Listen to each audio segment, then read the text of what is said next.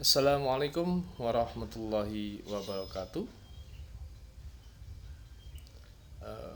Baik, Bapak Ibu mahasiswa Pasca Sarjana Stikpring Sewu, bertemu lagi kita di materi yang perkuliahan yang kedua.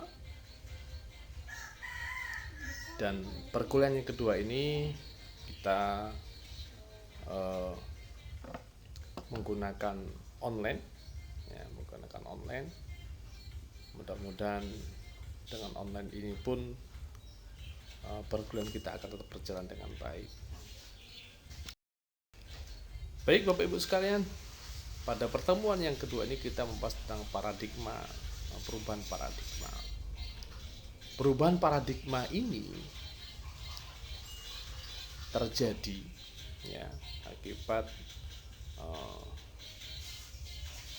pergeseran-pergeseran akan kebutuhan. Jadi perubahan paradigma manajemen organisasi manajemen.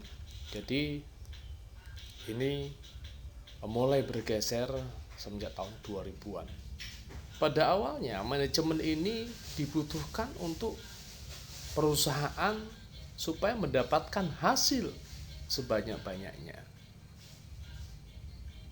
Jadi perusahaan menginginkan mendapatkan hasil yang banyak, begitu mendapatkan keuntungan yang banyak, hasil yang banyak melimpah, dia merasa nyaman sehingga lupa akan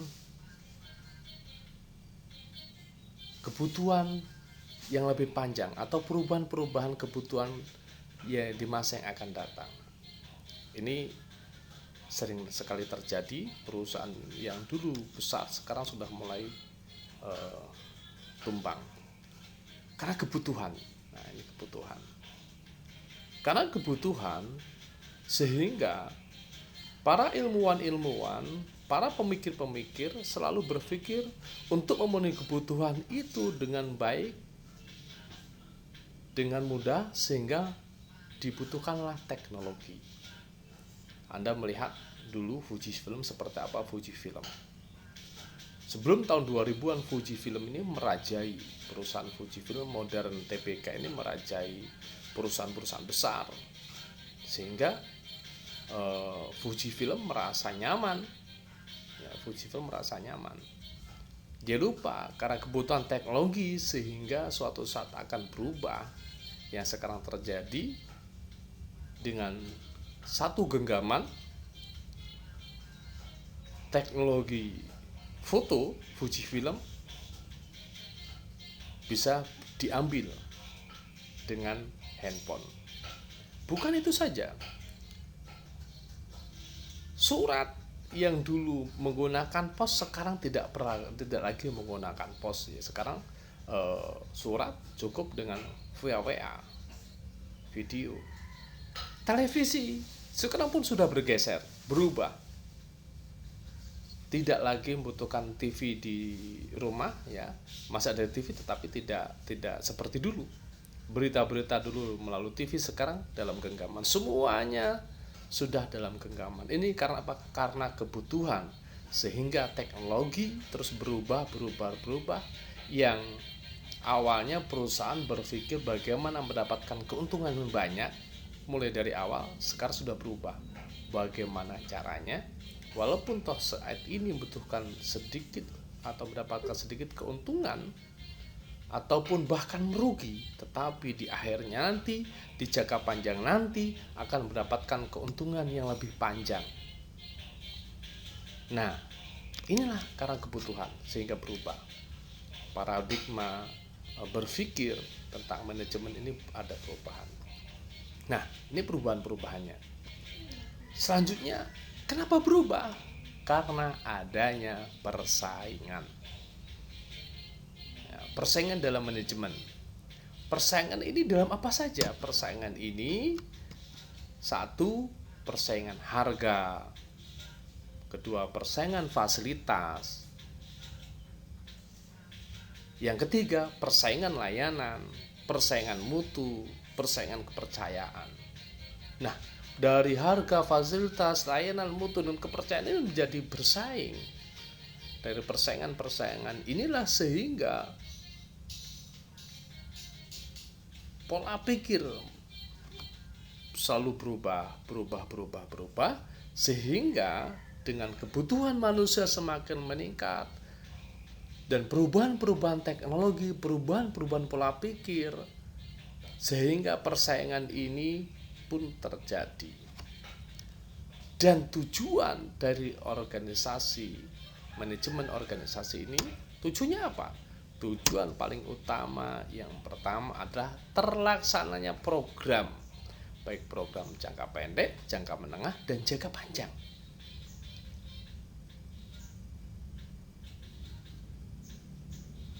Jadi terlaksananya program ini adalah menjadi salah satu tujuan organisasi. Tujuan dilaksanakan manajemen dalam organisasi ini adalah terlaksananya program baik jangka pendek, jangka menengah, dan jangka panjang. Yang kedua, tercapainya tujuan bersama. Ya, tujuan bersama dalam organisasi itu karena apa? Organisasi itu kumpulan dari individu-individu yang mempunyai tujuan yang sama, mempunyai visi misi yang sama, sehingga mereka menyatukan pemikiran, menyatukan kegiatan untuk mencapai tujuannya. Ya, tercapainya tujuan ini adalah salah satu tujuan dari manajemen dalam organisasi. Yang kedua, terpenuhinya visi dan misi.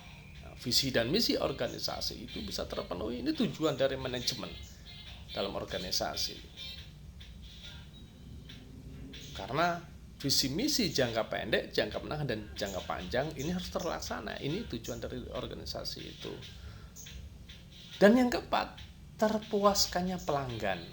Nah, jadi dalam manajemen itu tujuan akhirnya terpuaskannya pelanggan.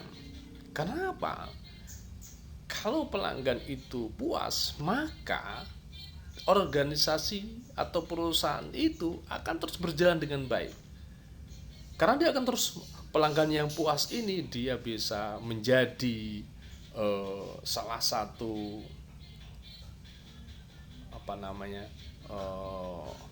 orang yang menyebarkan informasi yang baik terhadap organisasi itu.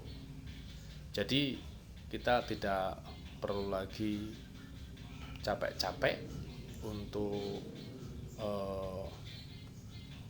promosi, ya, untuk promosi. Karena apa? Karena pelanggan kita dengan sendirinya, karena dia merasa puas, sehingga dia promosi dengan ke tangganya, temannya, saudaranya. Karena apa? Dia merasa puas. Karena manusia ini kalau dia puas, otomatis dia cerita-cerita ke saudara, tetangga. Nah, inilah menjadi salah satu promosi kita. Nah, jadi itu. Setelah terlaksananya organisasi, manajemen ini terlaksana tujuannya, maka dari kebutuhan, perubahan, persaingan ini ada perbedaan standar. Dari perbedaan-perbedaan standar ini, maka standar ini, standar mutu ini perlu disamakan. Standar mutu perlu disamakan. Dengan apa mutu itu distandarkan? Dengan satu, total quality management atau manajemen mutu terpadu. Yang kedua, dengan manajemen strategik. Inilah kita bisa menstandarkan, dari perbedaan-perbedaan standar ini bisa kita samakan. Makanya dalam pendidikan, ya, kurikulum ini diciptakan untuk menstandarkan tingkat SD, SMP, SMA, adanya ujian nasional ini untuk membuat standar secara nasional, standar secara otonom daerah juga punya standar masing-masing. Dan di era belajar, merdeka belajar ini, saat ini kita diberikan kebebasan, tetapi pemerintah tetap memberikan standar-standarnya. Melalui apa? Melalui peraturan Menteri Pendidikan. Selanjutnya kita bertanya, apa itu organisasi? Nah, organisasi yang pertama adalah kumpulan pemikiran, sikap, minat, perilaku, bakat, kemampuan, dan kepentingan sejumlah orang yang menyatu dalam satu sistem yang utuh untuk mencapai tujuan dan kebahagiaan bersama. Ini organisasi. Organisasi itu dari individu-individu yang mempunyai tujuan yang sama, pemikiran yang sama, profesi yang sama, sehingga dia menyatukan sikap, menyatukan perilaku, menyatukan minat, bahkan bakat dan kepentingan dari sejumlah dari individu-individu itu disatukan menjadi satu sistem yang utuh untuk mencapai tujuan bersama, tujuan kebahagiaan bersama. Yang kedua, organisasi ini berfungsi untuk mengantarkan individu untuk mencapai tujuan tertentu yang tidak mungkin dilakukan secara perseorangan. Misalkan kita mengadakan event. Event itu tidak bisa dilakukan dengan sendirian. Maka event itu butuh organisasi, butuh orang lain. Siapa saja? Event itu bisa dilaksanakan berdasarkan orang-orang yang mengetahui dan menyadari akan kebutuhan event itu, sehingga orang-orang, individu-individu yang mengerti event itu dan sama-sama menginginkan event itu, dan mereka membentuk suatu organisasi, suatu kelompok kepanitiaan supaya event itu bisa terlaksana dengan baik. Di situ ada ketuanya, ketua panitia atau ketua organisasinya, ada sekretarisnya, ada bendaharanya, ada ketua bidangnya, bidang pemasaran, bidang marketingnya, ada juga di bidang pelaksananya, penanggung jawabnya, ada keamanan, ada panitia pelaksana. Nah, inilah organisasi. Jadi tidak bisa dilakukan sendiri, ya, tidak bisa dilakukan sendiri, dilakukan secara bersama-sama, tidak bisa dilakukan secara personal. Yang ketiga, dalam organisasi ada orang. Makanya perlu sekali orang ini. Kalau nggak ada orang, nggak ada organisasi. Karena dari kumpulan individu-individu orang itu, itulah yang disebut organisasi. Dan di situ ada teknologi, di situ ada program. Teknologi digunakan untuk pelaksanaannya supaya lebih efektif dan efisien.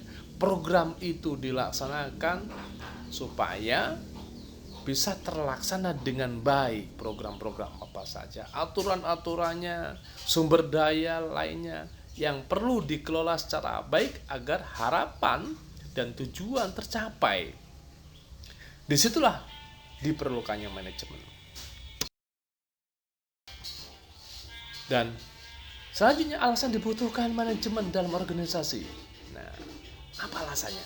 Yang pertama, manajemen merupakan alat untuk memperoleh kemudahan pencapaian tujuan organisasi ataupun pribadi.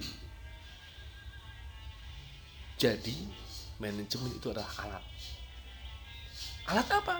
Alat untuk mencapai tujuan organisasi atau kebutuhan pribadi itu dengan manajemen. Jadi manajemen ini adalah alat. Yang kedua, alasan dibutuhkan manajemen dalam organisasi untuk menjaga keseimbangan di tengah konflik kepentingan antara pihak-pihak yang ada dalam organisasi, seperti pemilik, karyawan, atau pemasok, dan lain sebagainya. Untuk mengelola konflik itu dibutuhkan manajemen supaya konflik itu tetap seimbang. Kalau konflik dibiarkan saja akan bahaya. Maka perlu adanya pengelolaan konflik itu dikelola dengan baik sehingga konflik akan menghasilkan karena dikelola dengan baik, konflik itu akan berjalan dengan baik, tidak mencuat dan tidak akan menjadi masalah. Konflik itu pelan-pelan akan dikelola untuk menjadi motivasi suatu organisasi itu semakin maju. Tidak ada organisasi tanpa konflik. Setiap organisasi pasti ada konflik karena punya konflik kepentingan masing-masing, baik kepentingan pribadi atau kepentingan kelompok dalam organisasi tersebut. Selanjutnya, alasan yang ketiga ialah mencapai tingkat produktivitas, efisiensi, efektivitas, dan akuntabilitas. Sehingga manajemen ini sangat dibutuhkan dalam organisasi. Mustahil tujuan organisasi itu tercapai tanpa adanya manajemen. Sehingga manajemen ini sangat dibutuhkan untuk meningkatkan produktivitas dalam perusahaan tersebut, produktivitas dalam lembaga tersebut, dalam organisasi tersebut, supaya lebih efektif dan efisien, dan akuntabilitasnya. Yang keempat, menciptakan daya saing yang tinggi. Dengan adanya manajemen akan tercipta daya saing yang tinggi dalam suatu organisasi atau perusahaan. Ini terus bersaing. Dengan bersaing, kita akan terus meningkatkan kualitas daya saing organisasi kita, akan terus meningkatkan kualitas produksivitas kita, akan terus meningkatkan layanan, ya, meningkatkan layanan sehingga kebutuhan konsumen, kebutuhan pelanggan itu akan terpenuhi dengan baik, sehingga pelanggan itu akan merasa puas karena kepuasan pelanggan yang kita butuhkan. Baik, sekian Bapak Ibu sekalian video singkat tentang materi manajemen. Ini adalah pertemuan yang kedua. Pertemuan yang pertama kemarin kita bahas tentang mutu, tetapi slide-nya belum Bapak share. Insya Allah tentang manajemen mutu itu nanti akan Bapak share di beberapa hari ke depan. Oke, demikian. Sekian, terima kasih Bapak Ibu. Mudah-mudahan apa yang kita dapat hari ini akan bermanfaat dan berkah. Demikian, kurang lebihnya mohon maaf yang sebesar-besarnya, dan sehari wabillahi taufiq wal hidayah. Wassalamualaikum warahmatullahi wabarakatuh.